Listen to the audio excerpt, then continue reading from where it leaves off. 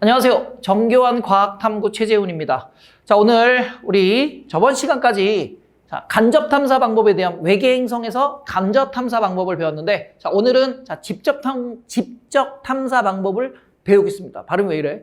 자, 그래서 직접 탐사 방법은 그냥 직접 촬영 방법이란 것만 이해하시면 됩니다. 근데 우리가 이제 촬영을 통해, 사진 촬영을 통해서 확인을 할 건데요. 자, 직접 촬영을 할 때는 가시광선 영역을 이용할 수는 없어. 왜냐면 워낙 멀리 있고, 자, 외계 행성이 갖고 있는 빛 자체는 없기 때문에 보통 우리가 이렇게 생각합시다. 중심별이 이렇게 있고요. 자, 이 중심별을 이렇게 공전하고 있을 때, 중심별이, 외계 행성이 중심별을 공전하고 있을 때, 지구가 마찬가지로, 이렇게 만약에 있으면, 외계 행성이 있으면 별빛이 행성을 비춰주면 행성의 단면에서 반사되는, 행성의 단면에서 반사되는 별빛을 이용해서, 이 빛을 우리가 확인하려고 하기 때문에 그 빛의 양이 극히 적습니다. 따라서 직접 촬영을 통해서 우리가 직접 탐사를 할 때는 가시광선 영역으로는 관측할 수 없고, 이거보다 파장이 긴 적외선 영역이나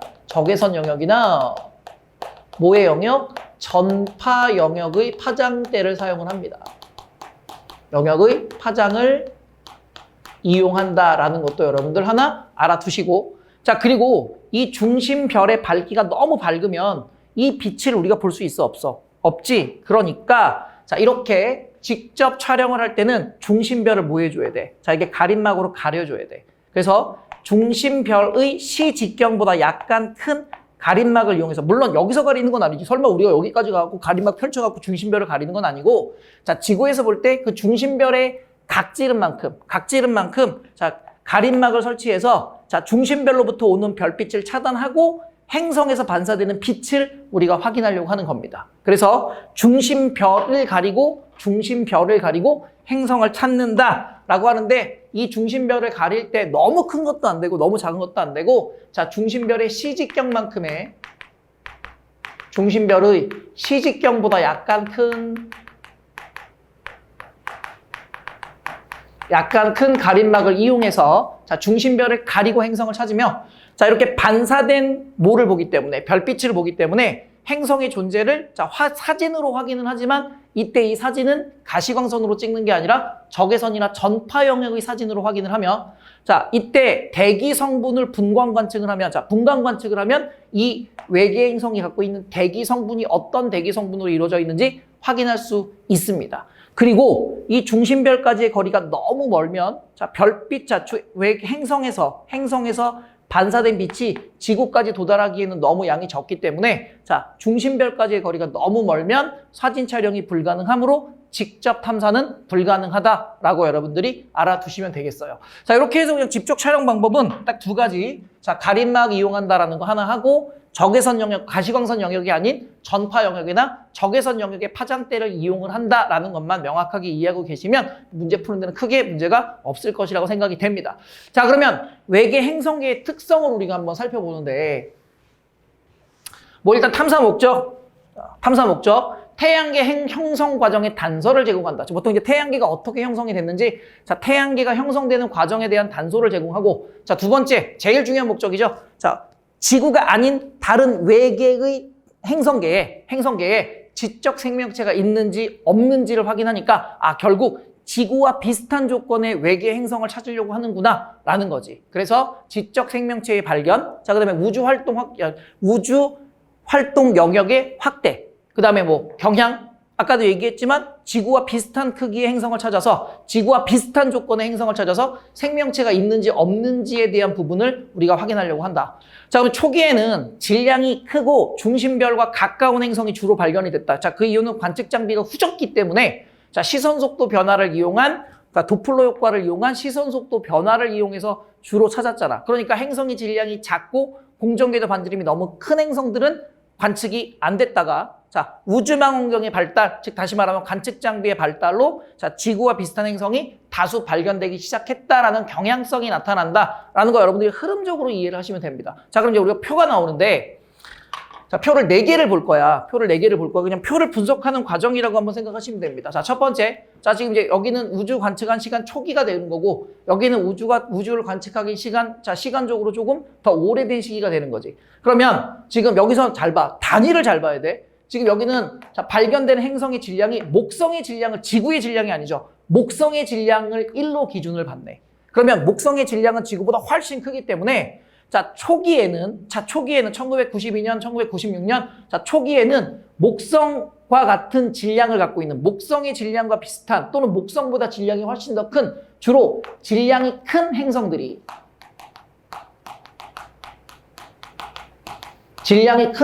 발견이 되다가 2000년대 후반으로 넘어가면서 2000년을 넘어가서 2000년, 2016년, 2012년, 2016년으로 오면서 상대적으로 질량이 작은 행성들도 관측이 가능하기 시작했죠. 발견했죠. 그래서 질량이 상대적으로 작은 행성이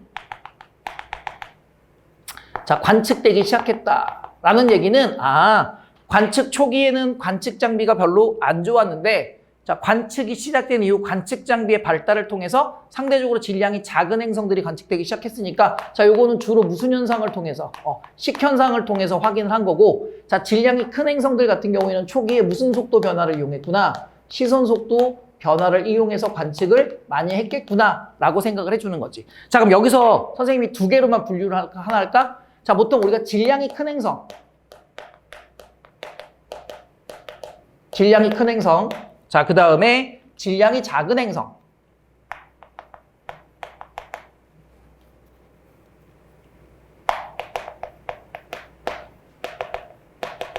작은 행성. 그러면 이렇게 질량이 큰 행성을 우리는 보통 목성형 행성이라고 해. 이거 통합과학 할 때 우리 한번 배웠었던 거야. 자, 목성형 행성이라고 하고, 자, 이렇게 질량이 상대적으로 작은 행성은 우리는 무슨 형이에요? 지구랑 비슷한? 자, 무슨 형? 지구형 행성이라고 불러줘. 그럼 이런 목성형 행성 같은 경우에는 표면이 무슨 상태로 돼 있냐면 기체 상태로 돼 있어.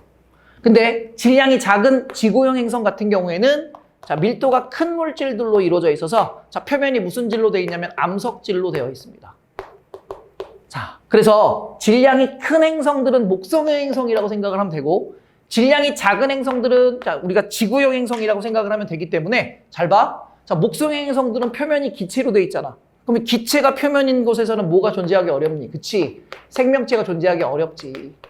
생명체가 발견 안 돼. 그런데 자, 이렇게 표면이 암석질인 지구형 행성 같은 경우에는 자, 뭐가 존재할 확률이 있어. 생명체 존재가 가능한 거지. 생명체가 있다가 아니라 생명체가 존재할 가능성이 있는 거지. 그러면 우리는 결국 목성형 행성은 생명체가 없는 걸로 보고 자, 지구형 행성들을 주로 찾아서 여기에 생명체가 있을지 없을지를 판단하는 여부를 우리가 지구와 비슷한 전제 조건으로 갖는다라는 얘기입니다. 이해되셨습니까? 자, 그래서 가에서는 우리가 전체적으로 초기에는 질량이 매우 큰 행성들이 주로 발견이 됐고 관측 장비가 발달함에 따라서 최근에는 자, 상대적으로 질량이 작은 지구형 행성들의 관측도 많이 일어나고 있다라는 겁니다. 이해되셨습니까? 자, 그 다음에 두 번째. 자, 여기 보면 반지름이 지구 반지름인 거잖아. 지구 반지름인 거지. 지구 반지름. 여기는 지금 목성의 질량을 기준으로 봤고 여기는 지구의 반지름을 기준으로 봤는데 자, 최근에 가장 많이 발견된 행성. 자, 발견된 행성의 개수를 봤더니 자, 지구의 반지름에 대해서 1.2에서 3.1배 사이에 있는 요 영역대의 행성이 가장 많이 관측됐다는 얘기는 의도적인 거지. 자, 관측을 하다 보니까 많이 생겼지만 우리는 주 목적이 지구와 환경이 비슷한 지구 정도의 질량을 갖고 있는 지구 정도의 반지름을 갖고 있는 지구형 행성들을 많이 찾으려고 했다는 얘기가 되니까 자, 여기서는 주로 지구형 행성을 많이 찾았구나. 지구형 행성의 탐사가 활발했겠구나라는 걸 우리가 추정할 수 있는 거고 그럼 결국 지적 생명체를 찾으려고 했구나라는 걸 추정할 수 있는 거죠. 자, 그 다음 5번째를 봅시다. 다하고 라 볼게요. 자, 그러면 5번째 다 그래프하고 라 그래프를 볼 때 다 그래프 같은 경우는 지금 이제 행성의 질량을 목성의 질량을 기준으로 해서 자, 시선 속도 변화를 이용해서 발생하는 행성들의 위치, 그다음에 식현상을 통해서 발생하는 행성들의 위치, 그다음에 미세 중력 렌즈 효과, 그리고 직접 촬영. 사실 이게 직접 촬영에 의해서 발생하는 직접 촬영에 의해서 나타나는 건 거의 안 나와. 그냥 과정만 이해하시면 돼요. 그러면 지금 봐. 시선 속도 변화가 지금 여기에 다 몰려 있어.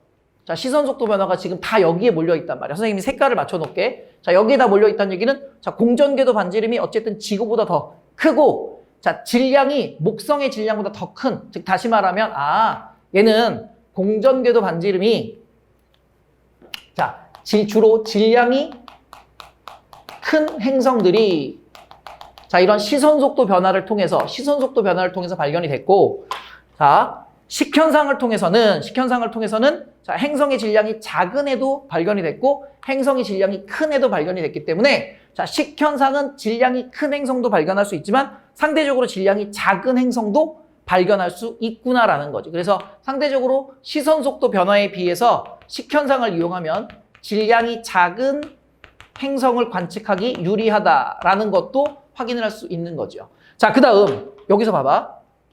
이 미세 중력 렌즈 효과라는 게 있는데 이 미세 중력 렌즈 효과의 분포를 살펴보면 자, 공전궤도 반지름이 상대적으로 크고 행성의 질량이 상대적으로 작은 애들이 주로 그래서 미세 중력 렌즈 효과는 여기 주로 여기에 많이 나타나는데 자, 그러면 행성의 질량에 대한 부분에서는 질량이 작고 자, 공전궤도 반지름이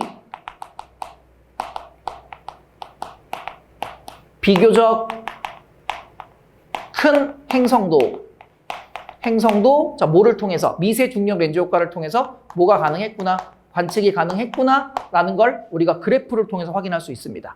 자, 그럼 마지막 그래프는 있잖아. 중심별의 질량인데 자, 우리가 이제 중심별의 질량을 뭐의 질량 기준으로? 태양을 기준으로 해서 봤을 때 우리가 주로 발견되고 있는 대부분의 행성들이 태양의 질량을 기준으로 태양과 질량이 비슷한 자, 외계 행성, 자, 태양 중심별의 질량이 태양과 비슷한 중심별을 갖고 있는 외계 행성들을 많이 찾았다는 얘기지. 그래서 주로 관측하는 게 태양 정도의 질량을 갖고 있는 별을 관측했다는 얘기는 자, 결론은 중심별의 질량이 태양과 같다. 또는 태양과 비슷한 부분을 집중적으로 찾았다는 얘기는 자, 누구랑 비슷한 환경? 지구와 비슷한 환경의 외계 행성을 탐사하려고 했다는 거죠.